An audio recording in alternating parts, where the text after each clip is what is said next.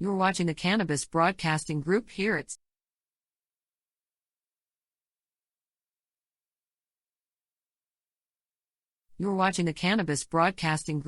CBGTV.com. The opinions expressed during this show are those of the individual participants and do not necessarily reflect the opinions of their associated organizations or CBGTV.com. The medical and health information shared does not constitute a physician-patient relationship. It is provided for general informational and educational purposes only and is not a substitute for professional care. Accordingly, you are encouraged to consult and speak openly with the appropriate care professionals.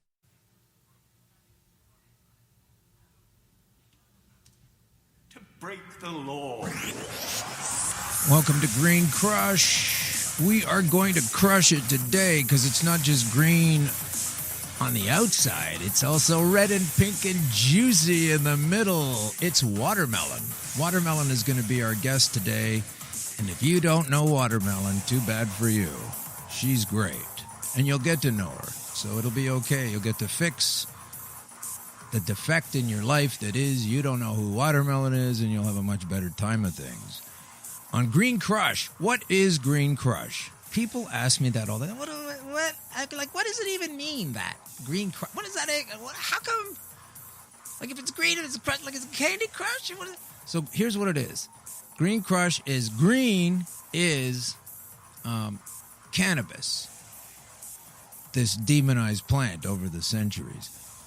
Cannabis. That is the green part. So I just didn't want to, I couldn't do like, this show is called Cancer Things Dealt With in a Cannabis Kind of Way. That was too long, and, it didn't sound concise, because you have to consider that while you're doing these things and while you're trying to promote this aspect of a lifestyle that doesn't need to be shat upon by those who lord over us. What we're trying to do here is just explain to people that the green is the cannabis. Okay, this is really simple so far, right? Like you figured that out by now. The green is the cannabis, and the crush is what can happen to cancer if you apply the cannabis correctly.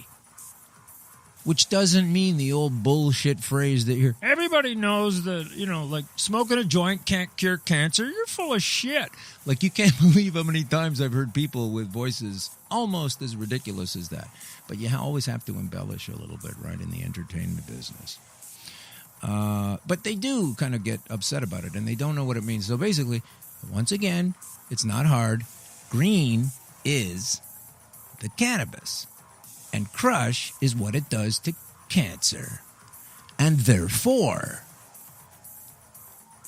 you're also crushing the laws. The so-called made-em-ups by the so-called people that have more authority than us. To make up a bunch of strictures that prevent access to a healthful commodity, quality, plant, item, free thing that comes out of the ground when you get right down to it.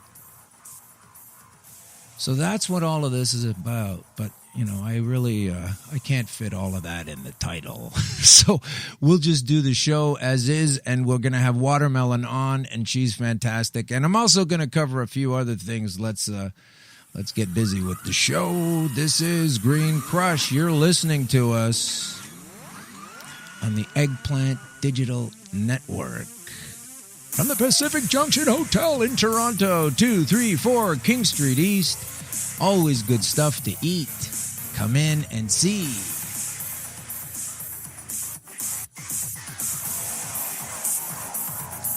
Yes, the Eggplant Digital Network, Canada's leading creative content hub, with Russell on the control board. And we'll need him today because Watermelon's here. We're going to go back and forth on Skype. And so this is where you folks who don't have a video access on this particular podcast are at a slight deficit. I admit it. We're not trying to gear things for the visual solely, but sometimes it's fun to do. But you can also listen to it on your download on your iTunes. It's still going to be a good show, despite the fact that you'll miss out on some of the viz. So what's getting crushed today is, this episode will be combining I realize that a lot of these things are like Venn diagrams where I can't really even have on this show, I can't even have a topic that stands alone sometimes. They all merge together. And this one is going to combine cops or truth. It's always one or the other. And nopioids, saying no to opioids.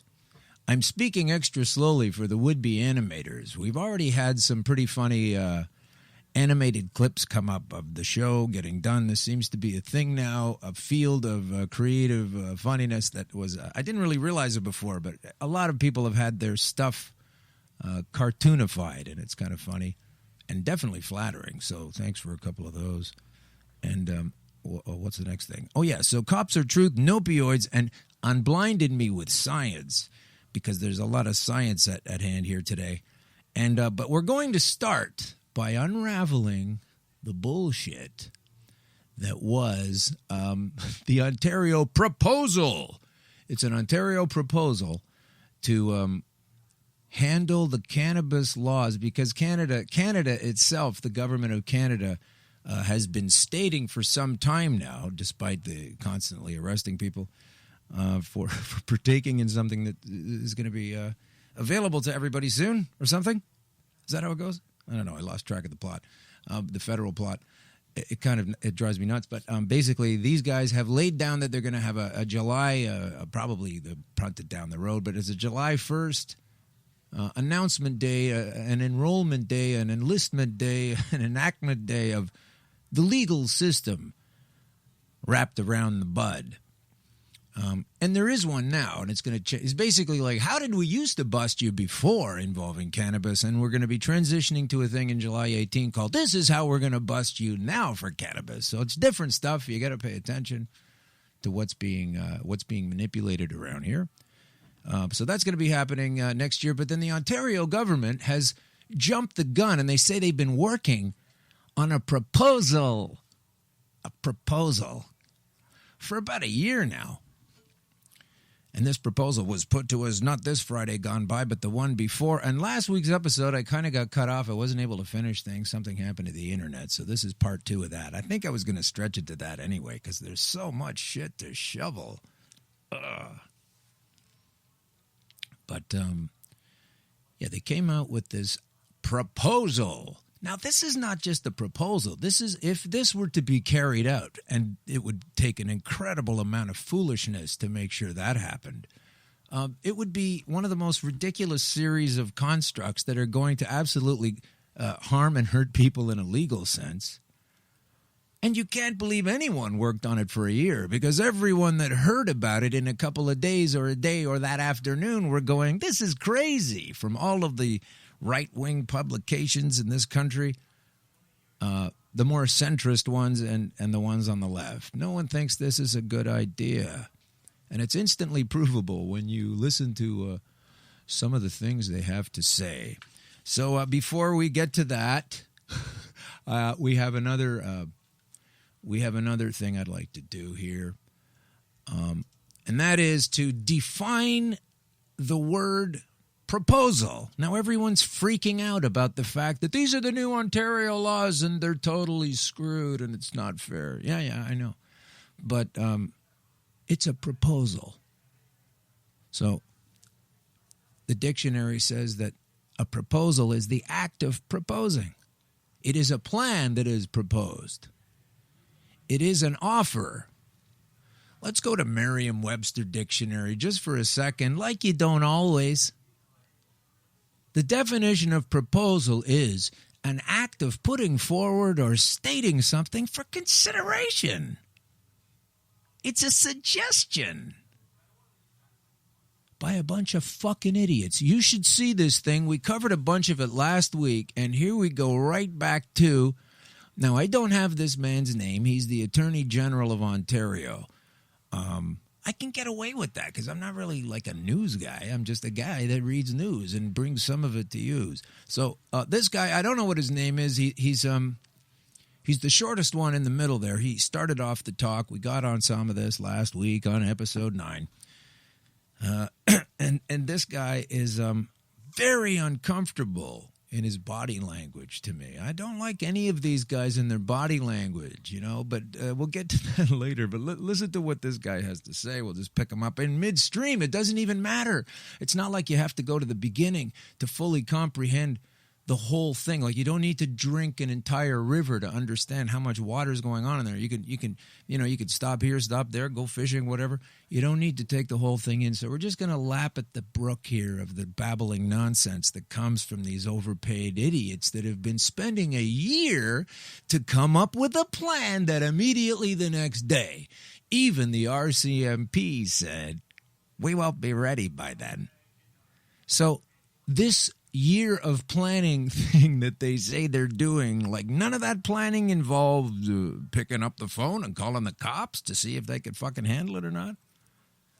Now, please don't confuse this in my sense of like that I condone what the officer's response has been drawn up to be ahead of time to guarantee as many busts as there were before it was legal. I don't know all of that.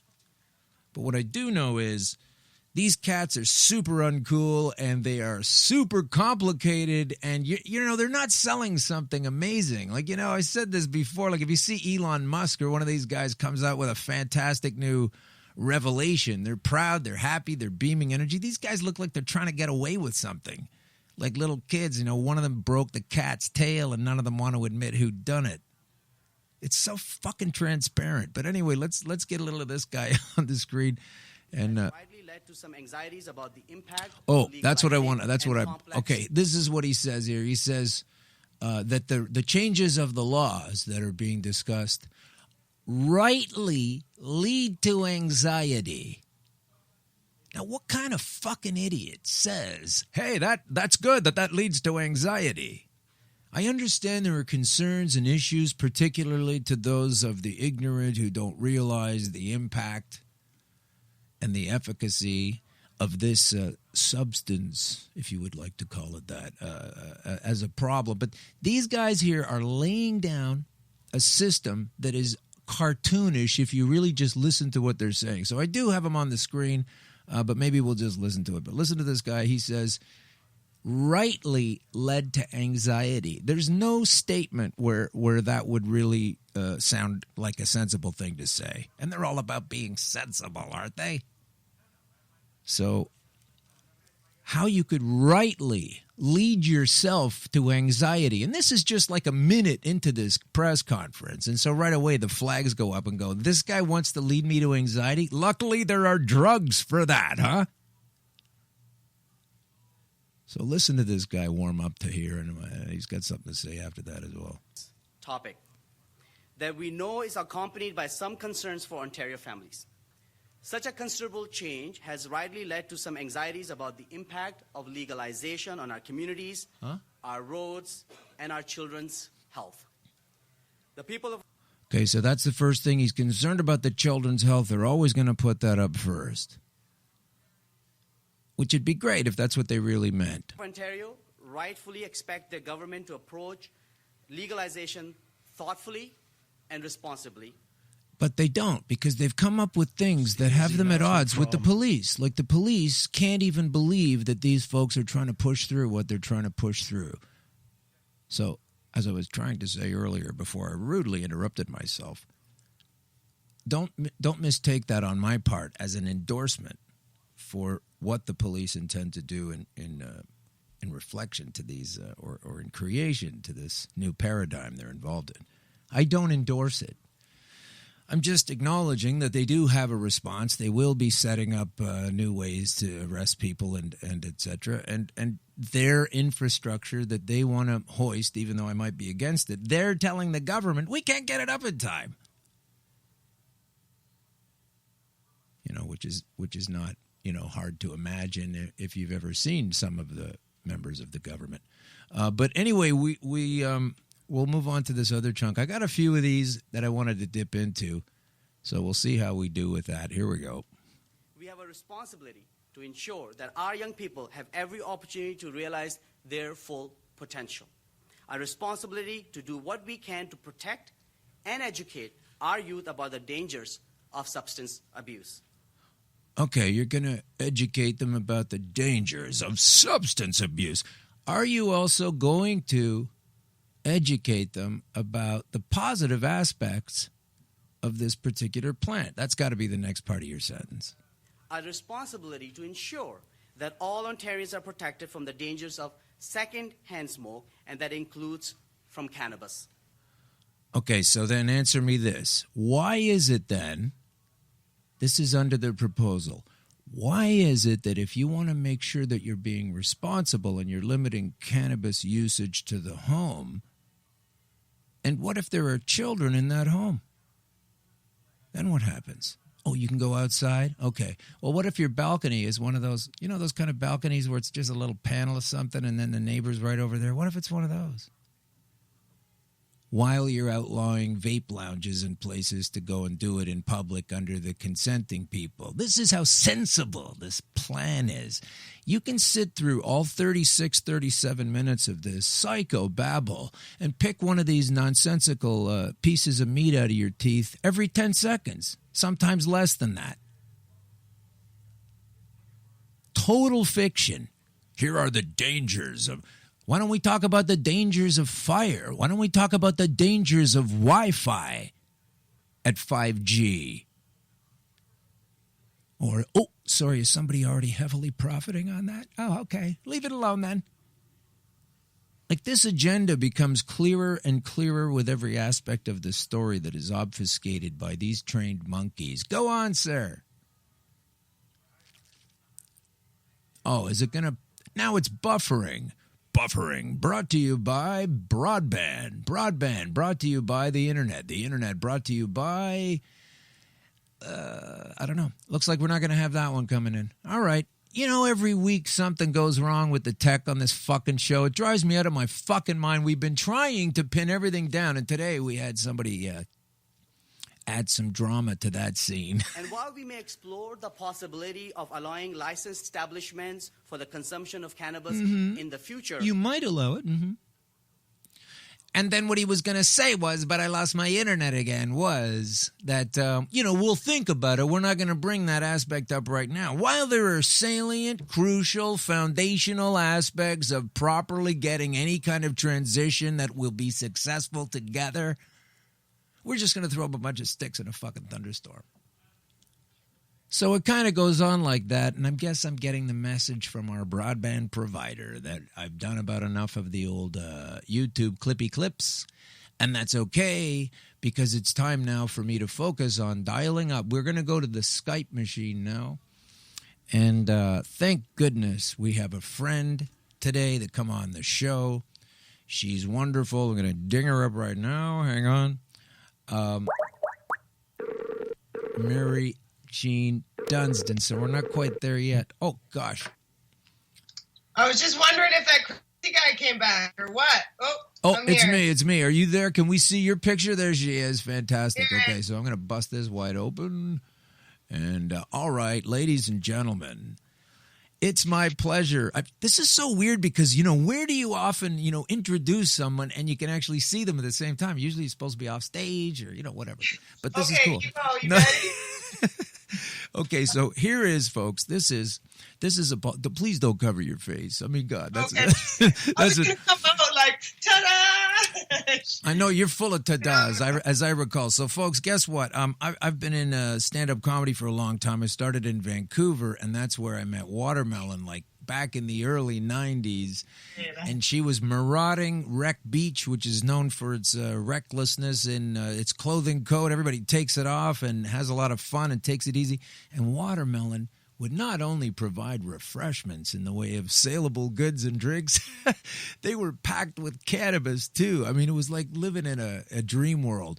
And she was always ahead of the curve, and I knew that. But everything I've been through with my particular journey through and back and forth through cancer and using cannabis and what I've thought in retrospect about Watermelon, Mary Jean Dunsdon, is amazing because she was so far ahead of the curve at the time. And so now I'm so thrilled to understand that somebody with such deep roots in the integrity of this plant and what it does and how it works and is aware of all of the bullshit that comes from the propaganda.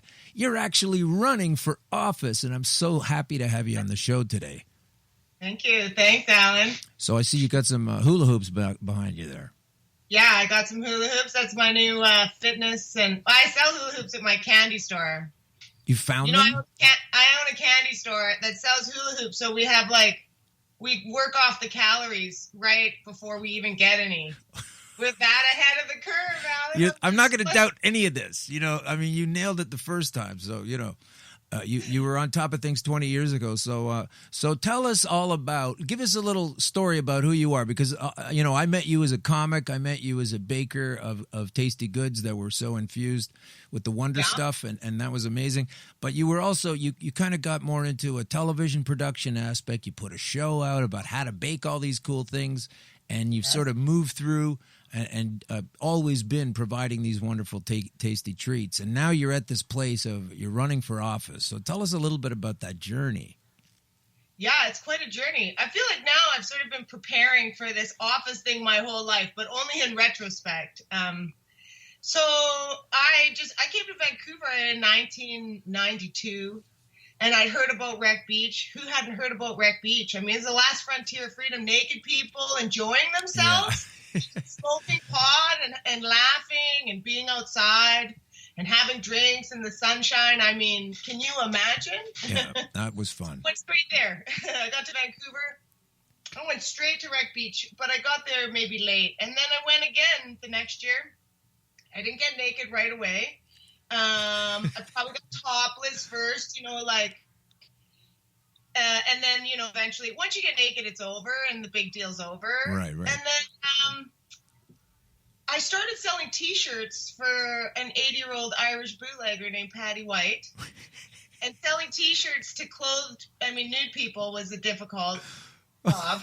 Like, you make a lot of money at it. I sold T-shirts. But one day I woke up. Here's how the whole watermelon thing started. I wish I could tell you it was more glamorous. I woke up hungover after we partied all night long and did mushrooms on Wreck Beach, dancing on the fire, full moon. Woke up parched, needed a drink. No vendors on the beach. I was so thirsty. I was desperate. Finally, a vendor came down and he sold me a can of fruit juice. Right. And the fruit juice was so sweet. I looked at it, said all natural, 5% real fruit. So it was just sugar water, and it was worse than water. And I was like, I would have paid, and it was $2 for this fruit juice in 1992, 93. I would have paid $2 for an apple. So the very next day, I went to the grocery store. I bought apples, oranges, watermelons, mangoes, and honeydew.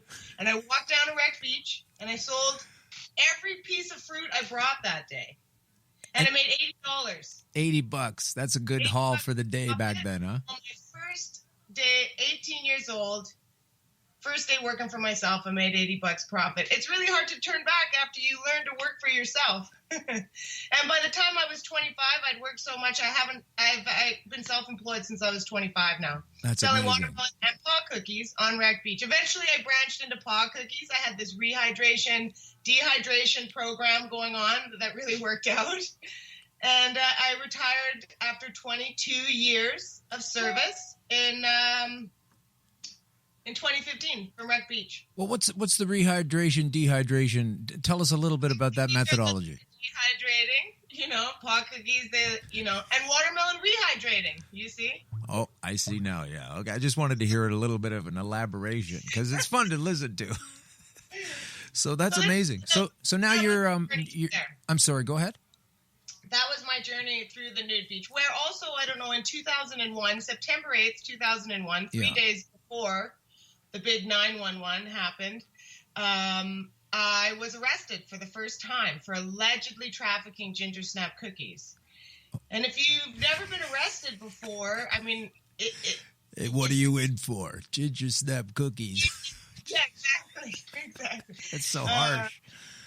It was pretty harsh at the time. I was arrested many times for allegedly trafficking ginger snap cookies. I don't know if you know, but I had 3 provincial trials. 3. 1, 2, 3.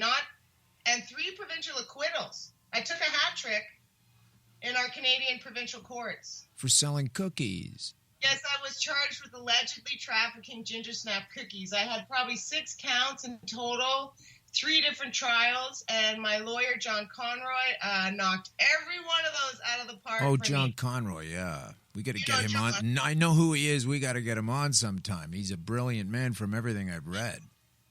Exactly. Yeah. He is a wonderful man, very clever man. But let me say this. Before my arrest, I was just this happy girl, you know, selling pot cookies, working on the clothing optional beach. After my arrest, I'm nationally branded, and now I'm selling more pot cookies than ever. So thanks, Canada. Yeah, that's the thing. When they try, this is a basic fundamental principle. When they try to, and when I say they, the overlords, right? When they try to limit things down to that, they create this black market by saying the way that they're trying to legalize it in certain ways where they still control it. Like it's a blueprint for keeping the illegality about it existing. I mean, this thing is ridiculous that it even gets to this level. But it's all a perception, right? So you obviously don't have that problem. Yeah, no. Cannabis has been legal in my mind for 20 years. Yeah. And you know. Yeah. And then you get to everybody else to catch up. You get to the Parker ruling and everything. So tell us about this election that you're running in soon. And when is that? And what's the party? And what are you going to do? And what are you going to bring to the people? Well, I got to tell you, Alan, it's the perfect storm right now because it is a by-election. And a by-election, they don't come around very often. That one of our city council members left to join the NDP, who's now our provincial government, to be the chief of staff, and we have one open seat. So the by-election becomes a perfect storm because we've created a new party called Sensible Vancouver, born of Sensible BC. Sensible BC started campaigning before Justin Trudeau came out and said he was going to legalize cannabis. They were campaigning for a referendum on the decriminalization of cannabis and probably got over 140,000 signatures in the province. So we've since transferred to our party called Sensible Vancouver, and we are vying for this open seat on city council because cannabis is going to be legalized, so we're told, for recreational use. And we want to be on city council because how can you meaningfully talk about cannabis regulation and going forward if you don't have somebody like me on your panel? I'm Switzerland, right? You can't. It's like talking about sex worker advocacy and not having a sex worker on the panel, right? Yeah. You can't meaningfully talk about it. Now, I have intimate knowledge of the cannabis community. I have access to the cannabis community. I know the pitfalls. So they need me on city council while they figure out the regulations. Otherwise, my theory is you're a captain about to set sail with mutiny on the horizon. Are you with me? If you don't meaningfully integrate the craft cannabis players that exist today in retail and growing, these people there will be mutiny because cannabis has been illegal forever. So how can any of us be anything but criminals, right? So when they talk to criminals, it's a wonderful narrative that they're using. But these people have been around.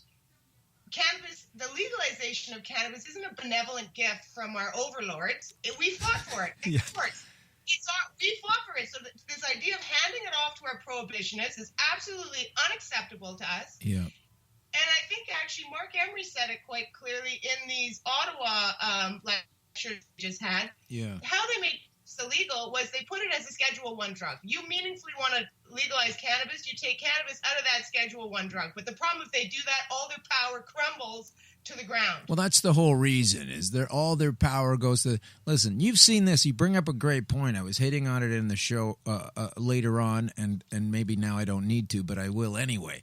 It's that the whole thing about transitioning from the way we arrest you now for using cannabis, we're going to make up a bunch of new rules, and then this will be how we arrest you later, and it's just a transition going on. But what happens? They say we need to consider the children, and they kind of use that as it's an umbrella term that doesn't really mean anything because they come up with other results that do affect and damage and hinder children at the same time. But they children of cannabis users. Do you not have to protect those children? Exactly. What about the children with cancer? Do you not have? It's a very small group of children they're pretending to protect. But first they go right to they go, well, okay, well, yeah, but there's all that is valid, but we've got to make sure how the police are going to be okay with this. It's legal. Why do you need the police? We have to. That's their number one consideration. Like, how are we going to make this okay for the cops? Like, it's going to be different, and there's going to be training, and boy, oh boy, because you know what all of that is covering up is that if you genuinely go from less of a legalization but to a decriminalization, all of a sudden you don't have all those man hours required anymore. All those arrests that went down are gone, right? you've got a limited workforce. You've got less stuff to do, fewer people to arrest. And so that's what they're doing. That's what they're fixing up. There's a lot of white-collar crime. We can maybe use those police officers. Maybe they don't need to be so nervous. Maybe they need to go and get real bad guys. How about that? Yeah. A lot of the real bad guys today come in the white-collar sector, not people running around trying to. Did I freeze on you? No. No, you're good. You're good. Yeah. Cannabis, right? Yeah. No, that's absolutely true. So this is my point. This cannabis community that I've been involved in has been passionately behind the scenes trying to legalize cannabis for years, even though it was illegal. Now they're going to legalize it. What do you think we're going to roll over? Okay, you legalized it. We'll be nice. We're not going to be nice. We're going to undermine. If you don't meaningfully integrate us into the regulatory framework, it's going to undermine it. And you can see in Colorado, any compliant players, they integrated into the framework. Colorado's brimming with money, and Washington, they didn't. Washington, they said, oh, you're all criminals, only these people can have it. And Washington has a booming black market, undermining the legal market, making cannabis $20 a gram or whatever, right? Ultimately, it's a plant, and what they keep forgetting is when the court of public opinion is no longer afeard of the plant, they are not going to offer up their tax dollars to police services to protect them from their neighbor growing 4 plants in their backyard. Once plant is a plant, it's like tomatoes. You don't call and say, my neighbor has more than 4 tomato plants in the backyard. Please send the SWAT team. The taxpayers are no longer going to care if they're no longer afeard of the plant. It's just a green leafy vegetable. But years ago, they separated and said, one of these green leafy vegetables is not like the other ones, but it's exactly like the other ones. You need to eat your greens, people. You do need to eat your greens, and you need to eat them. I'd like to know all the testing they do, and the government does testing or is behind testing that tells you exactly what it is that's so healthy about kale and dark greens and Brussels sprouts. So there's obviously scientific data to that effect. And I say they need to pivot it on cannabis, or if they already have and they're just hiding the facts. Like, they don't need this terrible thing to be a great nutritive property. They don't need it to be something that can help you see beyond their bullshit control strictures, and they don't need it to be replacing the police force, because by rights there's just fewer man hours necessary now. Maybe the budgets can come down once in a while along with a lowering crime rate, instead of always worried about, we've got to make sure all the cops have their jobs, and switching it from one kind of legalization to another. But these are the kinds of things you're going to bring to council? Is that what you're going to do? What I want to bring to council is somebody who understands the cannabis community. And Vancouver is situated in the heart of British Columbia, and British Columbia is almost entirely funded by cannabis.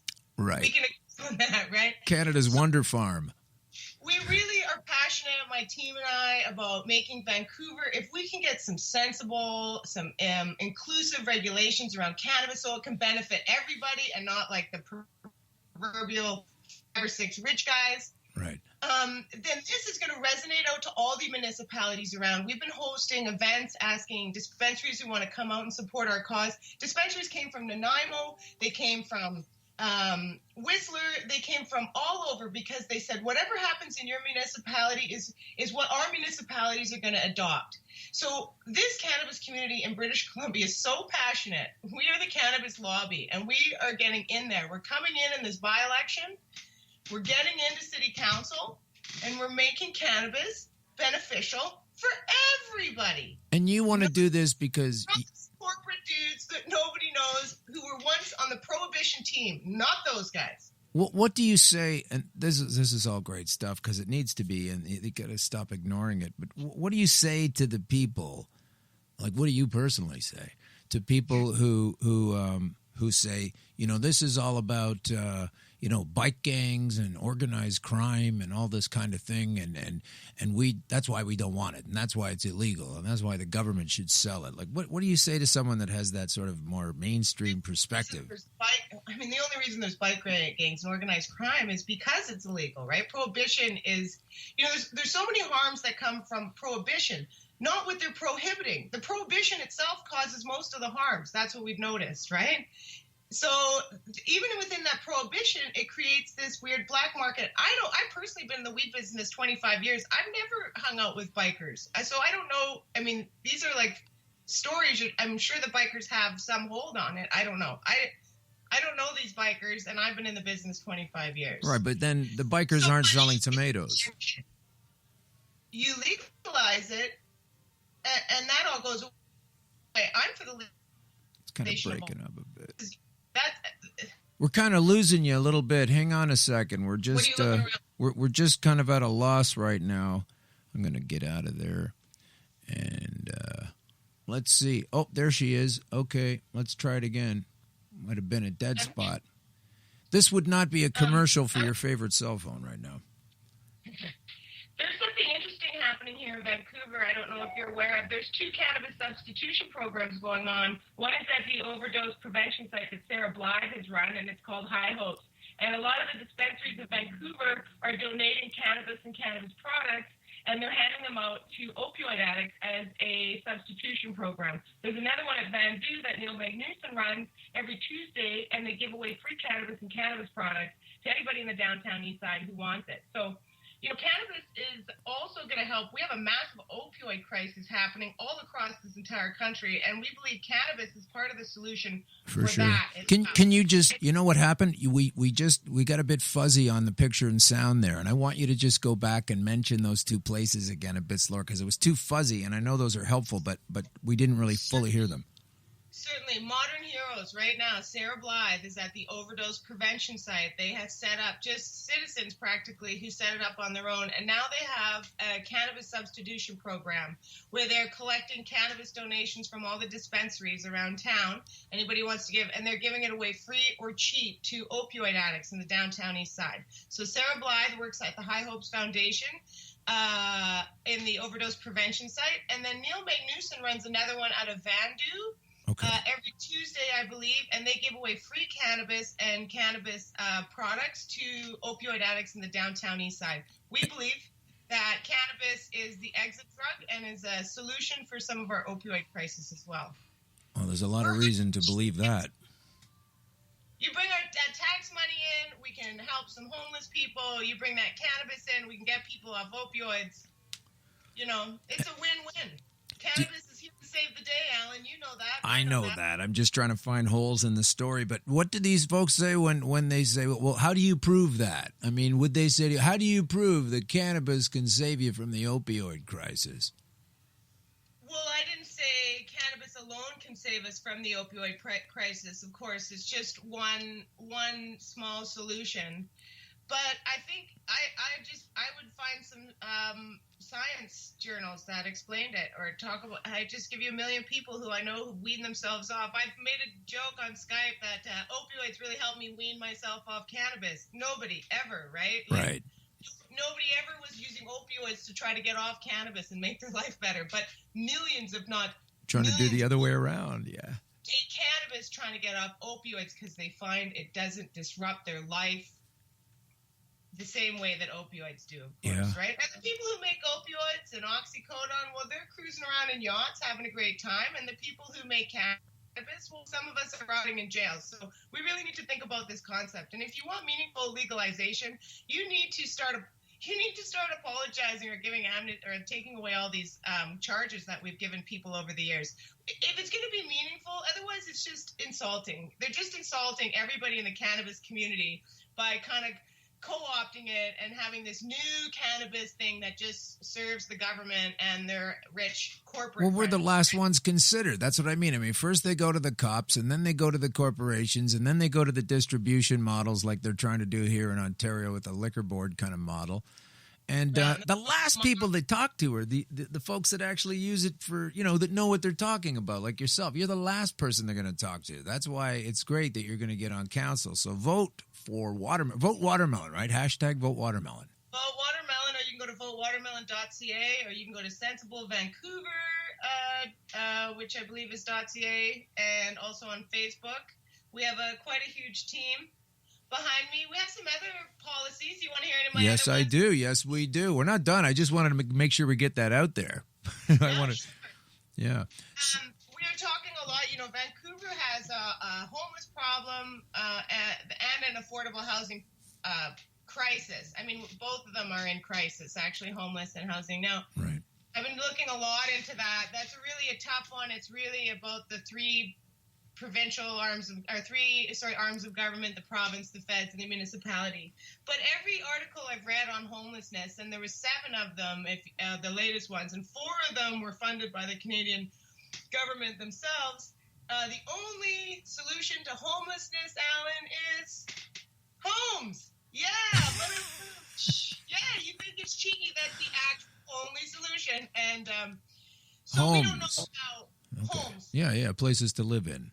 And it's interesting. The NDP is talking right now about a basic income, and I thought, gosh, should we talk about a basic shelter?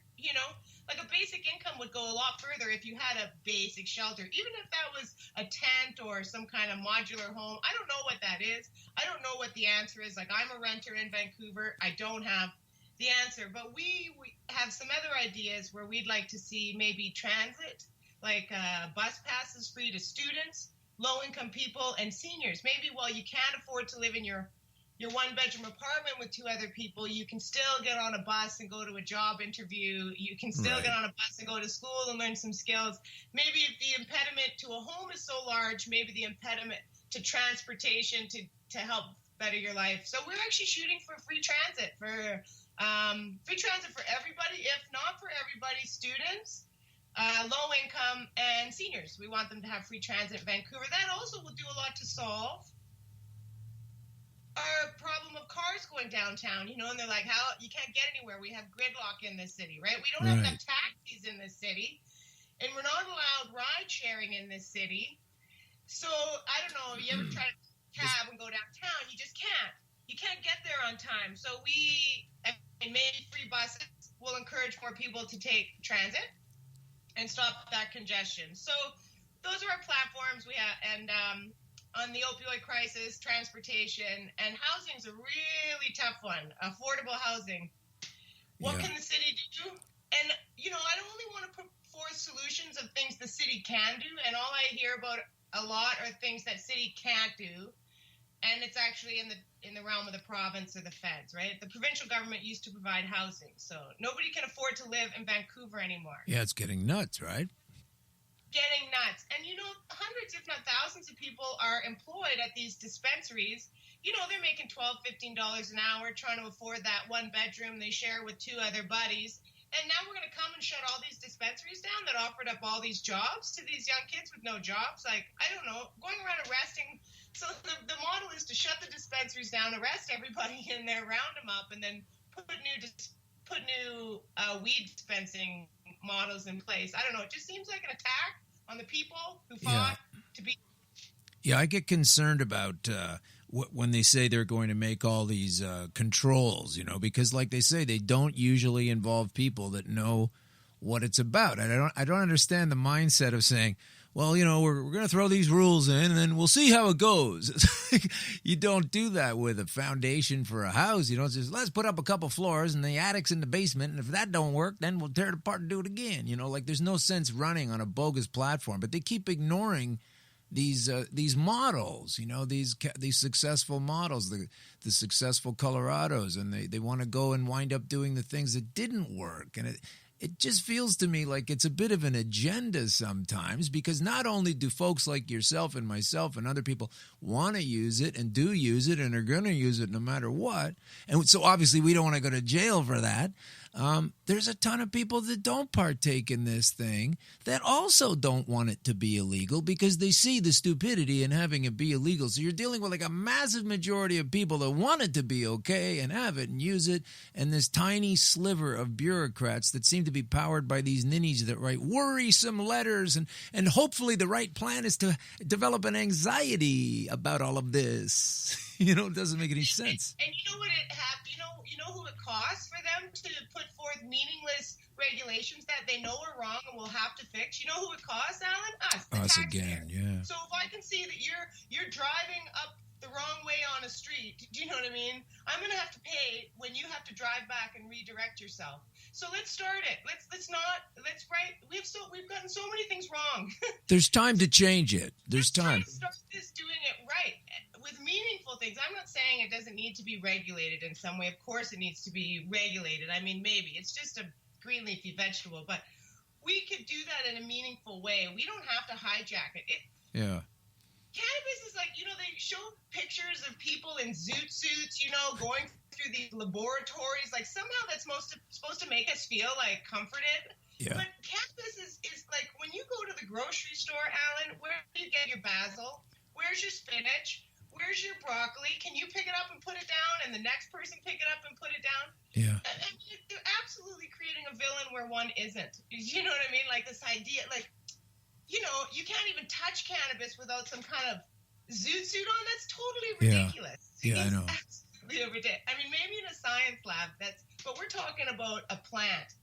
We're talking about a plant, everybody. Well, you might respond with it's if it's anything like the giant hogweed, we're in trouble. But it's a totally different thing. It's not a poisonous jumping cholla cactus. It's this very helpful. Scientifically, I want to see some more data on that. Like, if it exists, I'm not even sure, right? It's one of my searches I want to do. But when you talk about the government saying what all these properties are about kale and all these greens that you mentioned, the vegetables, where's the data on analyzing cannabis for the same thing? I mean, I'm sure it has all that and the psychoactive and restorative components that you're supposed to be taking in. There is some data on that. In fact, one of the most beneficial ways, probably in the future, to consume cannabis would be to juice it a lot like wheatgrass. Yeah. The problem is right now, where would you get a whole bunch of little sprouts of cannabis you could mow down and juice, right? Well, that would be illegal to be that healthy. I mean, once it's legal, I bet you see something like a wheatgrass bar because it's got all the chlorophyll and all those riboflavins and whatever, all those other good nutrients that are in there. I'm not a scientist. But cannabis is a green leafy vegetable. We forget that. You could just use cannabis in your, like in food. But how much would you need, seriously? How much would you need in the way of plants to be able to sustain? And I totally agree with you. This is the link to the healthcare costs plummeting. If you get a mother who's breastfeeding a baby while she's consuming the vegetable in the juice form, and you can juice it down, you can make ice cubes out of it and throw it in a smoothie later, whatever. And if that's part of your nutritive intake, all of a sudden your CB1 and 2 receptors are not wanting the cannabis. They're just processing it like they're supposed to. And instead of denying yourself that nutritive compound from the get-go, how come you get diabetes? That's why you develop cancer. All these things were just not powered up enough. It's like advocating the absence of vitamin B12. Oh, God, if you're a vegan, you better get on that. You got to figure it out. If you're a vegan, you got to take a supplement or something. And if you eat meat, you get it in a different way. But imagine promoting the absence of B12. That's just a crutch, that B12. You're using that B12 to have energy, and you are cheating, and you are depending on this secret. That's how nuts it is about cannabis. You don't get that B12 in a lab. Yeah. $30,000. You're like, this is the denial of the nutrient. Our health, if you look at, health, it seems to be everybody's in chronic illnesses seem to be chronic and chronic inflammation, like it's ongoing. Cannabis can make chronic happiness. Man, people forget that cannabis makes you happy too. When I smoke cannabis or consume cannabis, it brings me a great sense of euphoria and joy. That in itself is medicine. When you're happy, when you're laughing, when you're calm, medicino, man, that is the best medicine ever. It is, it's but the best medicine. Why do you think we got into comedy? I mean, we've been healers the whole time. Yeah. Well, it is the best medicine, but I think that's one of the reasons that they kind of sit on it. Maybe we have chronic inflammation and chronic illness in our communities now because we turned away from things like cannabis, because we got so sidetracked. We got to get back on track. Well, life can't be about being chronically inflamed your whole life. You got to start with nutrients. Yeah, those are the nutrients. Well, I'm so glad that you came on the show today, and I hope you'll come on another time. And because I know you're going to be busy. I know you're going to get busier because you're going to go from a candidate to an actual, what are you going to be, a counselor? Or is that what it is? Counselor? It would be city council. City council. My father was city councilor in Kamloops. I came from a military background, so it was, I worked on the nude beach and sold the pot cookies, but my father, I was a military brat. We moved from a military base to military base growing up. My father was a Top Gun fighter pilot, like Tom Cruise in the movie.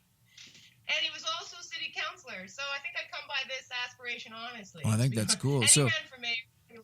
So you're aware of the Green Veterans then, I guess, the organization that affiliates with cannabis use, as a remedy. They've had their prescription cut down from the 10 grams or whatever a day to 3 grams or something. Have you heard about this group?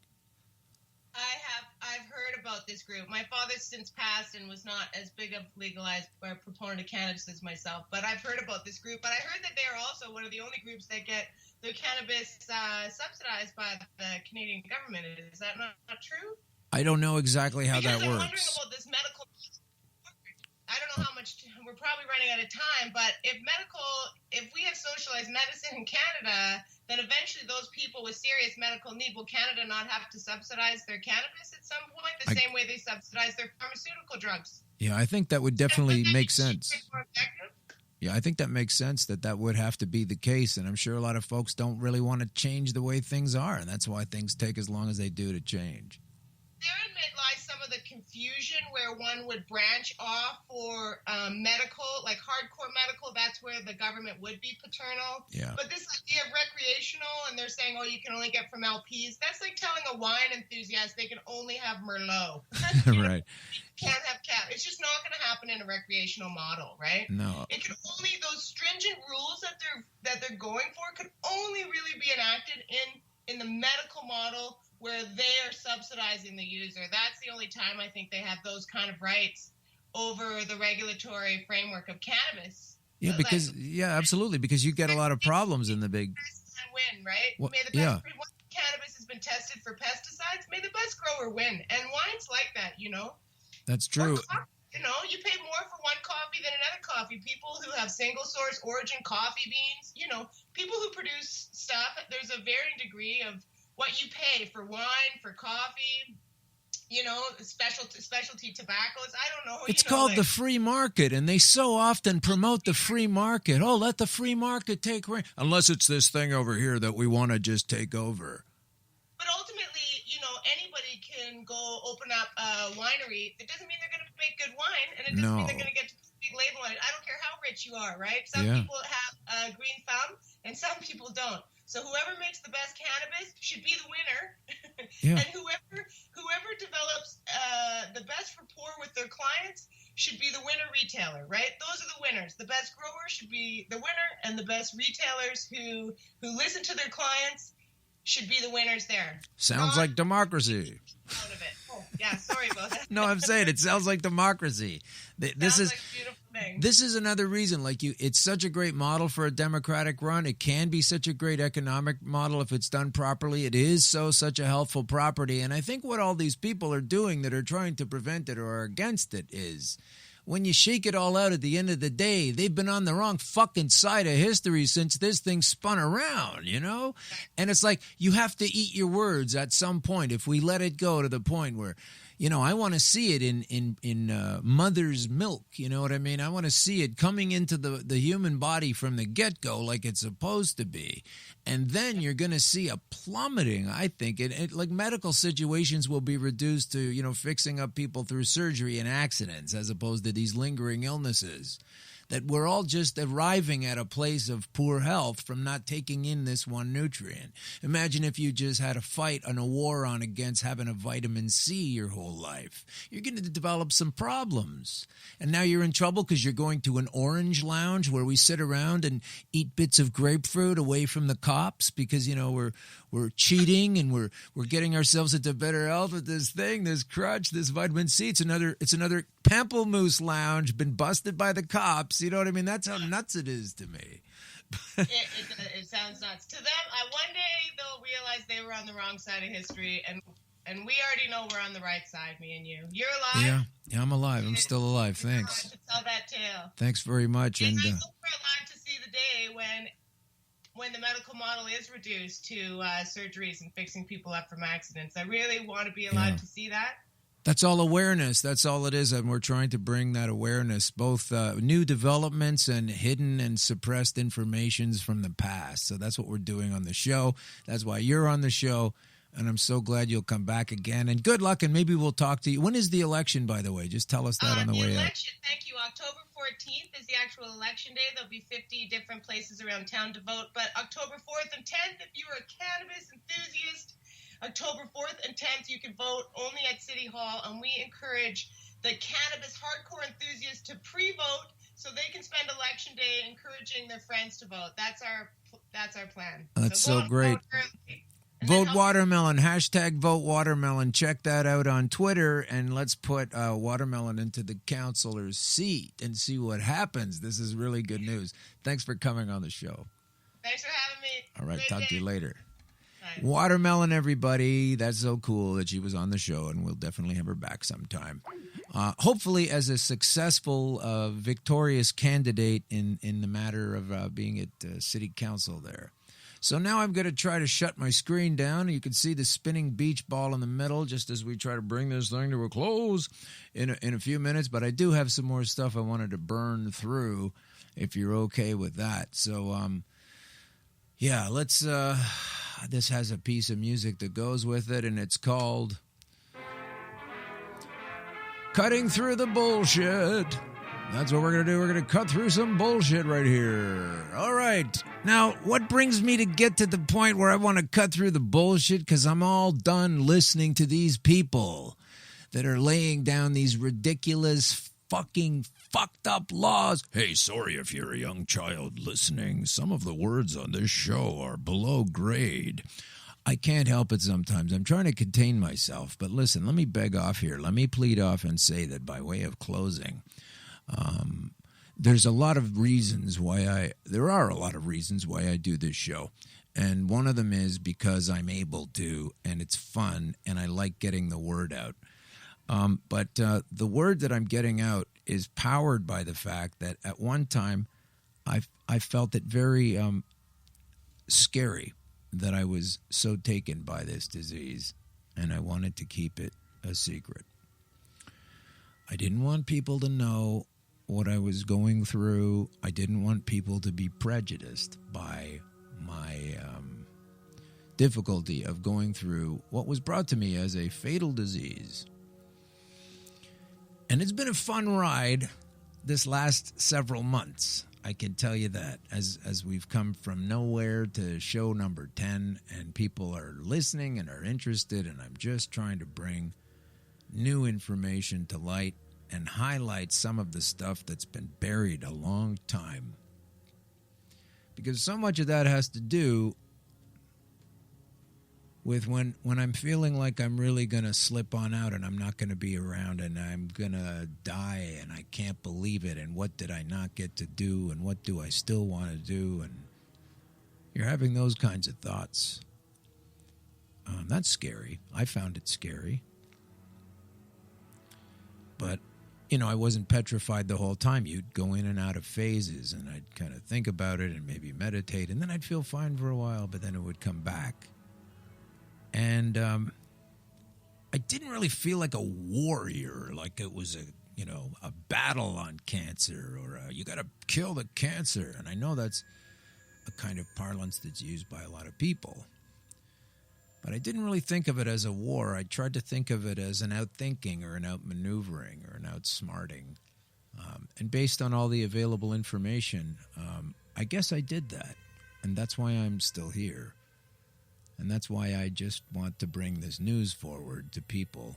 And I'm a little bit irreverent about it along the way, because I'm not a trained scientist or anything like that. I'm just a guy that went through a crazy, difficult medical ride and was fortunate enough to find my way out with a lot of research and a lot of digging.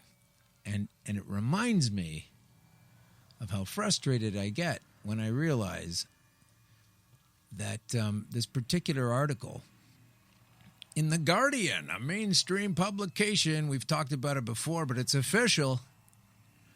Cannabis is a wonder drug capable of radically transforming the lives of very sick people, according to results of the first clinical trials.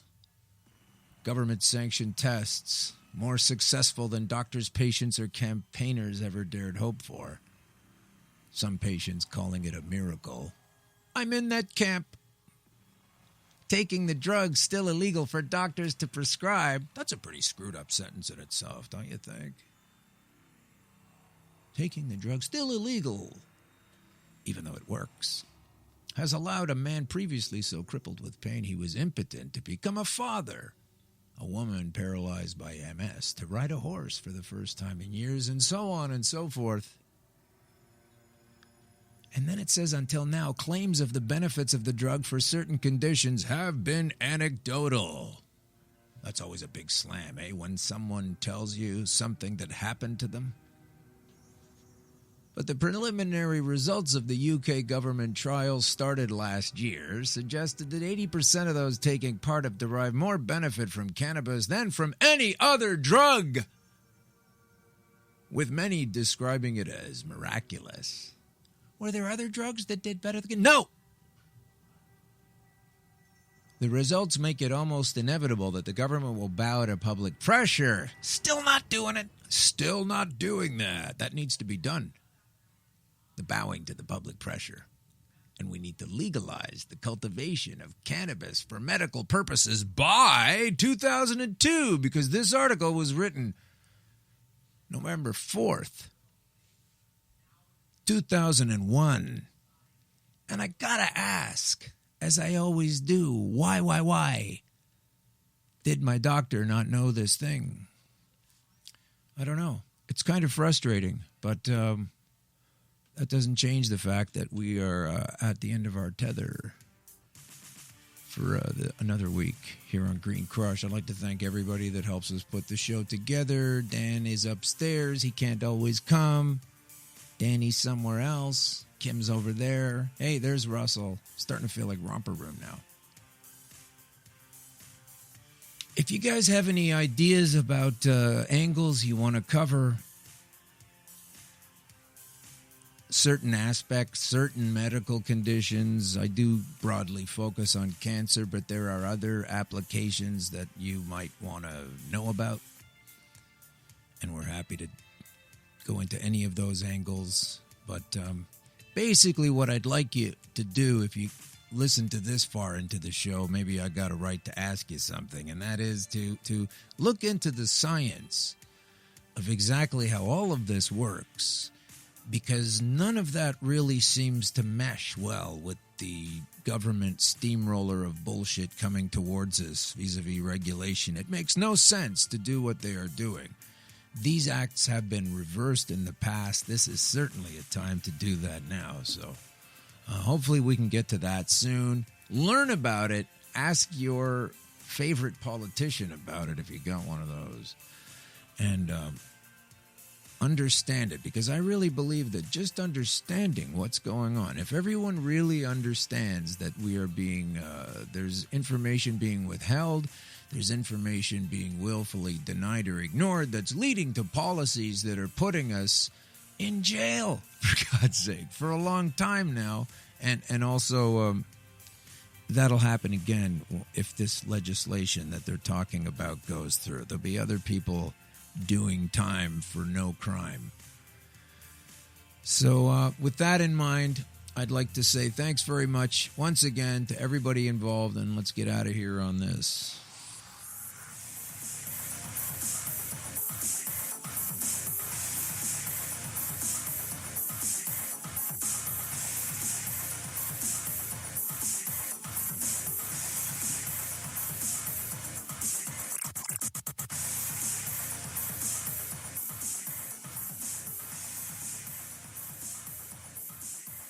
CBG TV is the way to broadcast your message to an audience looking for your products or services.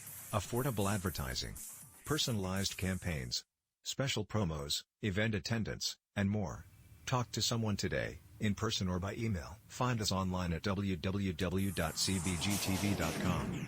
Or you can send an email to admin@cbgtv.com. Additionally, if your phone scans QR codes, scan this one to learn more.